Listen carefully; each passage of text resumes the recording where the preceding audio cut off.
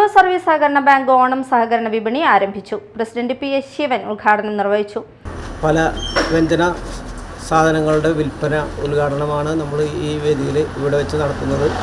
നമുക്കെല്ലാവർക്കും അറിയാം, ഗവൺമെൻറ് പല ഘട്ടങ്ങളിലായിട്ട് വിലക്കയറ്റത്തിനെ പിടിച്ചു നിർത്താൻ വേണ്ടി പല പദ്ധതികളും കൺസ്യൂമർ ഫെഡ് വഴിയും സപ്ലൈകോ വഴിയൊക്കെ ജനങ്ങളുടെ ഒരു ആശ്വാസത്തിന് വേണ്ടിയിട്ട് നിലപാടിൽ എടുത്തു പോയിക്കൊണ്ടിരിക്കുന്നത് നമുക്കറിയാവുന്നതാണ്.